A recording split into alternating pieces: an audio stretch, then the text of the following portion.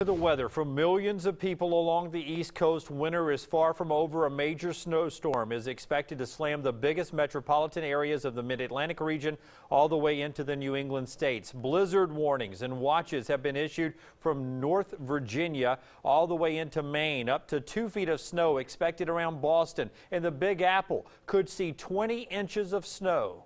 Tuesday is going to be a good day to stay home. A late winter storm that's expected to start overnight is threatening 50 million people from Washington, D.C. to Maine.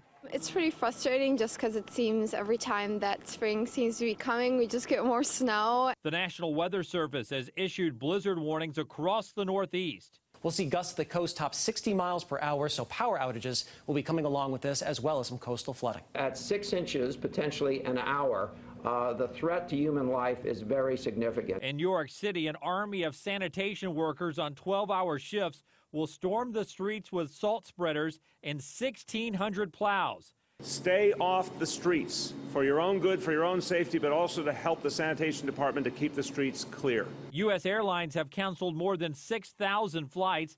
Amtrak is reducing service on parts of the Northeast Corridor. New York, Boston, Philadelphia, and Providence all canceled school for Wednesday. How did people react when you found out? Everyone starts screaming, yes, yay.